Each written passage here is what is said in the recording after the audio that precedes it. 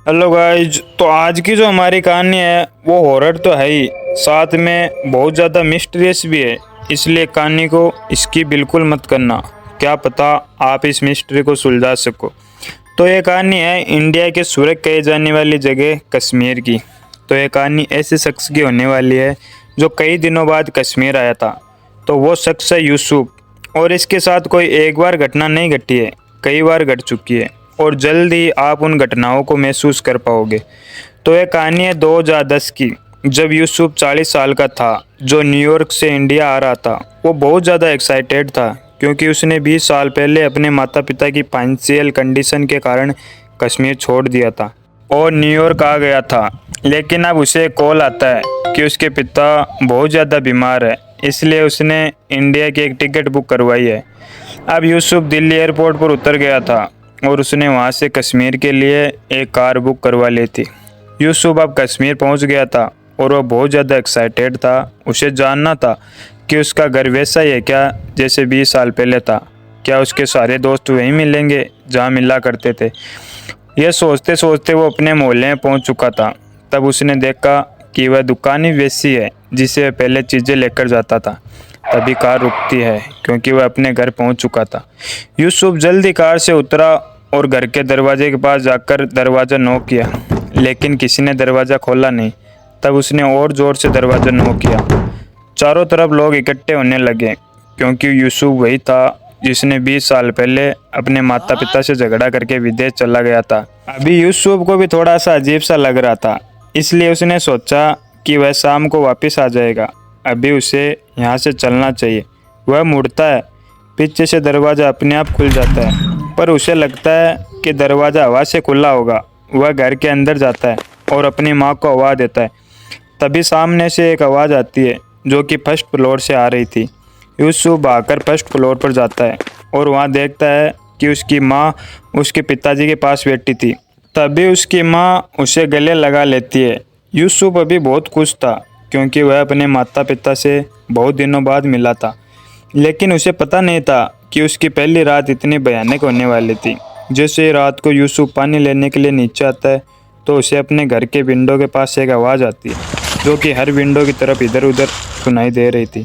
तभी वह देखता है कि हर खिड़की के ऊपर हाथों के निशान छपे हुए थे।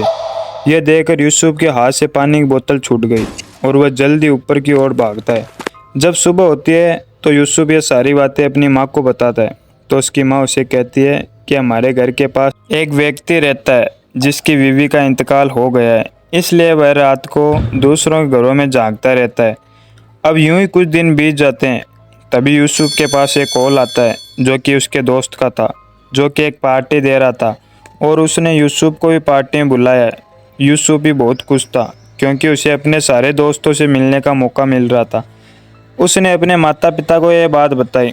तभी उसके पिता ने कहा कि चाहे तू कहीं पर भी जा, लेकिन 12 बजे से पहले घर आ जाना। यूसुफ ने इस बात को इग्नोर करते हुए कहा कि मैं जल्दी आ जाऊंगा। तो यूसुफ पार्टी में पहुंच जाता है। वह बहुत खुश था अपने दोस्तों से मिलकर।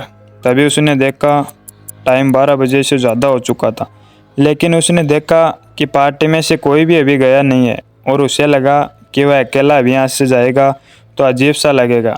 तभी उसका एक दोस्त दानिश उसके पास आता है और उसे बोलता है कि तुझे आधी रात तक यहाँ नहीं रुकना चाहिए। यूसुफ बोला, ऐसा क्यों? तब उसका दोस्त बोला कि तू जिस रास्ते से जाता है ना, उसके बीच एक पुल आता है जिसका नाम गांव कदल है। यूसुफ ने कहा तो क्या? तब दानिश बोलता है कि उस पुल की एक हिस्ट्री है। उस पुल पर 50 लोगों की मौत हो गई थी और जो भी आधी रात को वहाँ से गुजरता है उसे वहाँ आत्माओं की आवाज़ सुनाई देती है। तभी यूसुफ ज़ोर ज़ोर से हंसने लगता है और इस बात को मजाक में टाल देता है। अब रात के 3 बज चुके थे। पार्टी में अब कोई नहीं था। अब यूसुफ भी वहाँ से रवाना होता है। उसे अब अपने दोस्त की बात याद आती है क्योंकि वह गांव कदल पुल पहुँचने वाला था। वह पुल पर पहुँच जाता है। तभी उसे पुल के साइड से एक छोटी बच्ची के रोने की आवाज़ आती है। वह गाड़ी रोकता है। अब उसे लग रहा था कि कोई उसकी गाड़ी की तरफ आ रहा है। तभी वह दरवाज़ा खोलता है। उसके सामने एक छोटी बच्ची थी।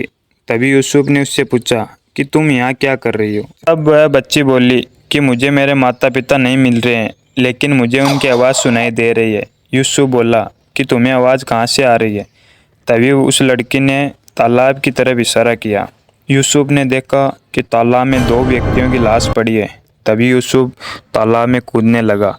तभी उस लड़की ने यूसुफ का हाथ पकड़ लिया और बोली कि तुम उन्हें तो बचा लोगे, पर उन लोगों को कैसे बचाओगे। तभी यूसुफ ने तालाब की तरफ देखा। तालाब में 40-50 लाशें पड़ी थी। तब यूसुफ को समझ में आ गया कि यह नॉर्मल चीज़ नहीं है। वह कार की ओर भागा और अपने घर पहुंचकर उसने दरवाज़ा खटखटाया, लेकिन किसी ने दरवाज़ा नहीं खोला। तभी उसे वह पागल व्यक्ति दिखा। यूसुफ ने उसे पकड़ा और बोला कि तुम मेरे घर के आसपास ऐसे क्यों आते हो। मेरे माता पिता ने बताया कि तुम पागल हो, इसलिए तुम्हें छोड़ रहा हूँ। तभी वह इंसान बोला, कौन से माता पिता, यहाँ 20 साल से कोई नहीं रहता। तुम इस घर में आते हो और अपने आप से ही बातें करते हो, इसलिए गांव के लोगों ने मुझे तुम पर नज़र रखने के लिए कहा है। अब यूसुफ बहुत शौक था। तभी वह इंसान उसे बैठाता है और बोलता है कि तुम्हारे माता पिता एक प्रोटेस्ट का हिस्सा थे, जो कि गांव कदल पुल पर था, जहां उन्हें 20 साल पहले मार दिया गया। अब सिर्फ तुम उनकी आत्माओं से बात कर रहे हो। यूसुफ के साथ पहले हुई घटनाएं कारण उसे इस बात पर यकीन हो गया और वह वापस न्यूयॉर्क चला गया।